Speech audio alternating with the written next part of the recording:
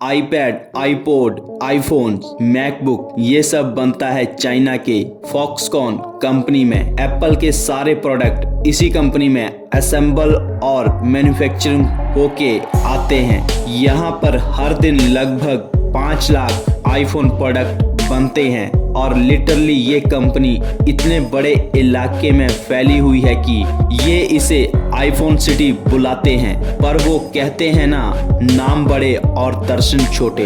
बस फॉक्सकॉन का सीन भी कुछ ऐसा ही है। आप खुद इस तस्वीर से देख सकते हैं। फॉक्सकॉन कंपनी के चारों तरफ ऐसे सुसाइड प्रिवेंशन नेट्स बंधे हुए हैं ताकि वर्कर्स खिड़कियों से कूदकर सुसाइड ना कर पाएं। लेकिन उनके साथ ऐसा क्यों हो रहा है कि सुसाइड करने की नौबत आ रही है?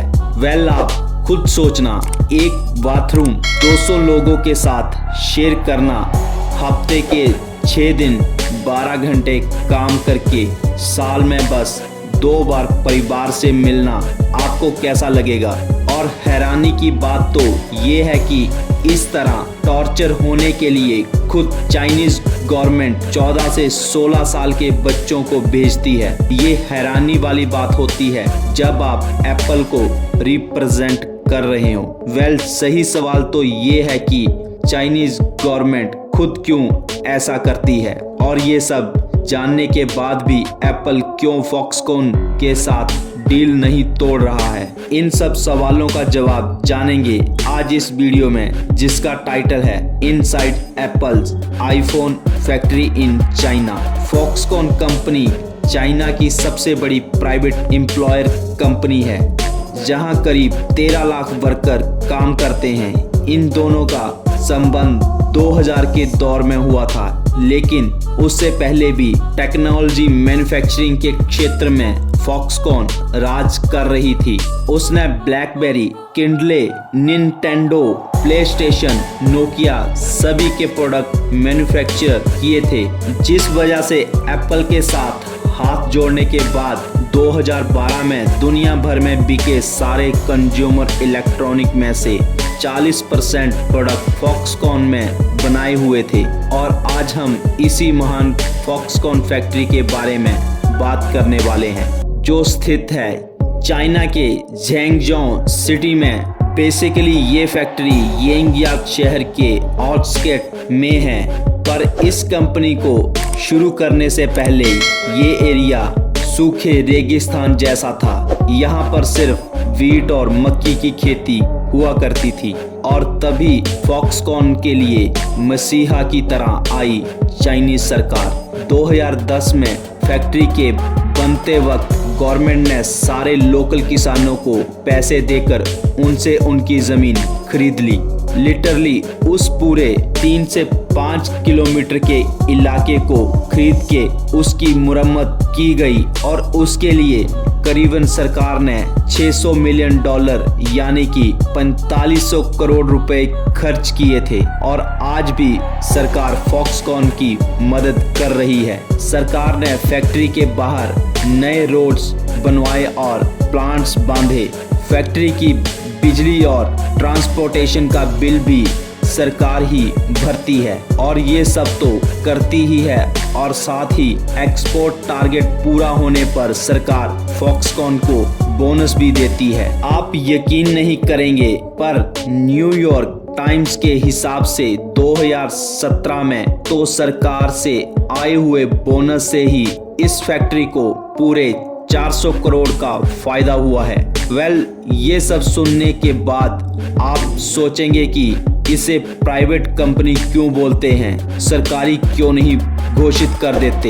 इतना एहसान तो कोई भी नहीं करता किसी पर, तो चाइनीज सरकार फॉक्सकॉन पर इतना क्यों कर रही है? लेकिन ये सब तो कुछ भी नहीं है। इतना एहसानों का घड़ा भरने के बावजूद भी सरकार फॉक्सकॉन पे एक और एहसान करती है, लोगों को इस फैक्ट्री में भर्ती करवाने का। दरअसल दोस्तों, बात कुछ ऐसी है ना कि जैसे हमने आपको बताया, फॉक्सकॉन हर दिन 5 लाख आईफोन बनाता है, और जब हाई डिमांड सीजन होता है तो तब ये प्रोडक्शन का काम दोगुना हो जाता है। प्रोडक्शन का काउंट दोगुना होने पर यहाँ पर वर्कर की रिक्वायरमेंट भी दोगुनी हो जाती है। तभी फॉक्सकॉन कुंभकर्ण का रूप ले लेती है, यानी आप इसे खान यानी वर्कर देते जाओ, लेकिन इसकी रिक्वायरमेंट कभी भी खत्म नहीं होने वाली और इस कुंभकर्ण का पेट भरने की लगातार कोशिश करती रहती है चाइनीज सरकार, जो लोकल शहरों और गांवों को एक मंथली कोटा देती है कि इस महीने में तुम्हें मिनिमम इतने वर्कर प्रोवाइड करने हैं किसी भी सूरत में। इसके साथ साथ वर्कर्स की कमी को पूरा करने के लिए चाइनीज सरकार ने कई लोकल स्कूल्स में ऑफिशियली नोटिस भेज दिए जाते हैं कि किसी भी बच्चे को स्कूल से ग्रेजुएट होने के लिए वर्क एक्सपीरियंस होना अत्यंत जरूरी है और ऐसा करके सरकार 14 से 16 साल के बच्चों को फॉक्सकॉन नामक कुंभकर्ण का शिकार बनने के लिए भेज देती है। बट यू नो, हैरानी की बात तो ये है कि ये चाइना के खुद के चाइल्ड लेबर लॉ के अगेंस्ट है। क्यों एक कंपनी के लिए सरकार खुद के लॉ को तोड़ने के लिए तैयार हो गई? ये सब जानने से पहले हम जानते हैं फॉक्सकॉन के अंदर का नज़ारा आखिर कैसा है। तो ये फैक्ट्री येंगियान नाम के शहर के हैनन प्रोविंस में है, जो चाइना के सबसे गरीब प्रोविंस में से एक है। पर इस फैक्ट्री को वहाँ के लोग आईफोन सिटी भी कहते हैं, क्योंकि इतनी बड़ी फैक्ट्री के पास एक छोटा सा शहर बस चुका है। यहाँ काफ़ी सारे डोमेंट्री यानी hostel, restaurant, cafes, massage parlour, video game cafe, shoe shop सब कुछ मौजूद है। इस शहर के बसने के पीछे का कारण ये है कि फैक्ट्री वर्कर्स इन्हीं हॉस्टल में रहते हैं, इन्हीं रेस्टोरेंट में खाते हैं और इन्हीं वीडियो गेम्स कैफ़े में अपना फ्री टाइम स्पेंड करते हैं। लेकिन शायद ये छोटे छोटे इंडिपेंडेंट बिजनेस भी इन वर्कर्स से ज़्यादा कमाते हैं, क्योंकि एक महीने में 80 घंटे ओवर टाइम करने पर भी इन्हें सिर्फ 21,000 ही दिए जाते हैं। कुछ लोगों को ये ज़्यादा लगेंगे, लेकिन इमेजिन करो कि सैलरी का कुछ ही हिस्सा घर भेज पाते हैं, क्योंकि इससे ही रेंट, खाना और ट्रैवलिंग का खर्च निकाला जाता है।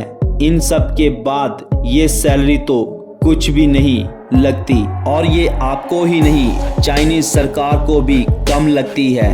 इसीलिए इन वर्कर्स की सैलरी से किसी भी तरह से कोई टैक्स नहीं लिया जाता। पर क्या इसी वजह से वहाँ के लोग सुसाइड करने की कोशिश करते हैं? दरअसल 2010 में पहले दुनिया भर के काफ़ी लोग इस नाम से ही अनजान थे, लेकिन फिर यहाँ 17 वर्कर्स ने कूदकर सुसाइड कर लिया। हालांकि इन सब की इन्वेस्टिगेशन में फॉक्सकॉन ने ये जिम्मेदारी उठाने से साफ इनकार कर दिया, लेकिन कई लोगों का ये कहना है कि इन सुसाइड की जिम्मेदारी फॉक्सकॉन की वर्किंग कंडीशन की है, जैसे पूरे दिन सिर्फ एक ही काम करना, जैसे पूरा दिन आईफोन का सिर्फ एक स्क्रू लगाना। ये वर्कर्स को बोरिंग लगता था और जिस डोमेंट्री में ये रहते थे वहाँ पर एक रूम 8 लोगों के साथ शेयर करना होता था और एक फ्लोर पर 200 लोग रहते थे और उन सब के लिए एक ही वॉशरूम था। उसके साथ ही ना उन्हें कभी ढंग का खाना मिलता था और ना ही कोई प्राइवेट स्पेस। ऐसे में संडे को लोग अपने घर वालों से मिलने जाते थे, लेकिन जो दूसरे शहरों से लोग आए हैं वो यही वीडियो गेम खेलकर और बाजार में घूमकर अपना टाइम पास करते थे। साल में सिर्फ 2 बार ही ये अपने परिवार से मिल सकते हैं, एक तो चाइनीज न्यू ईयर पर और दूसरा नेशनल डे पर। सोचने वाली बात यह है कि किसी जगह पर फंसकर एक ही काम करते रहना किसी के लिए भी बोरिंग होगा।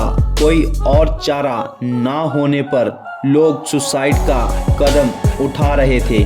इसीलिए 2010 के सुसाइड केस के बाद फॉक्सकॉन ने अपने फैक्ट्री के चारों ओर नेट्स लगा रखे हैं ताकि फैक्ट्री बिल्डिंग से कोई ना कूद सके। लेकिन सब कुछ पता होने पर भी लोग यहाँ फिर भी चले आते हैं। क्यों? वो इसलिए क्योंकि दूसरी कंपनी के मुकाबले फॉक्सकॉन अपने वर्कर्स को ज़्यादा पैसे देती है। कई एक्स वर्कर्स ने तो यहाँ खुद के बिजनेस शुरू कर लिए हैं, लेकिन फिर भी अगर यहाँ आना ही है तो इसके लिए कोई स्पेशल डिग्री की ज़रूरत नहीं है।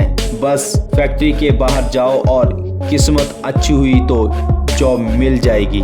चाइनीज सरकार क्यों फॉक्सकॉन को अपने लाडले बिगड़े हुए बच्चे की तरह पाल रही है? तो इसका रीज़न है कि फॉक्सकॉन की वजह से चाइना के अंदर फॉरेन डायरेक्ट इन्वेस्टमेंट बढ़ रहा है। फॉक्सकॉन जब चाइना से अपने प्रोडक्ट को एक्सपोर्ट करता है तो उससे भी चाइना की जीडीपी बढ़ती है।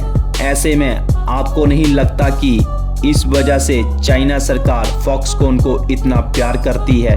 वेल, ये सबसे अंडरस्टैंडेबल एंगल है, तो ये तो हमें लगता है, लेकिन एप्पल कंपनी क्यों फॉक्सकॉन का साथ दे रही है, ये दूसरा सवाल है। दोस्तों, जहां फॉक्सकॉन इतनी कंट्रोवर्सी से घिरा रहता है, वहीं एप्पल को शायद ही इतना सस्ता लेबर कहीं मिलेगा। आप जानते ही हैं, Apple most profitable company in the world है। चाहे एप्पल कंपनी सभी मोबाइल कंपनीज में से ज़्यादा प्रॉफिट करती है, लेकिन वो भी इन कंट्रोवर्सीज को दबा देना चाहती है, क्योंकि हर कोई सिर्फ अपना फ़ायदा देखते हैं। लेकिन क्या दुनिया को इसके बारे में चुप रहना चाहिए? हमें कमेंट सेक्शन में कमेंट करके ज़रूर बताइएगा। और आगे आपको कोई भी टॉपिक पर वीडियो देखनी है तो हमें नीचे कमेंट में ज़रूर बताइएगा। वीडियो अच्छी लगे तो लाइक और चैनल को सब्सक्राइब जरूर कर दीजिएगा और साथ ही बेल आइकन पर प्रेस करके ऑल की ऑप्शन को सिलेक्ट कर लीजिएगा। इससे हमारी नई वीडियो की नोटिफिकेशन आपके पास सबसे पहले पहुंचेगी। वीडियो देखने के लिए धन्यवाद। तो मिलते हैं एक नई वीडियो में नए टॉपिक के साथ। स्वस्थ रहें। नमस्कार।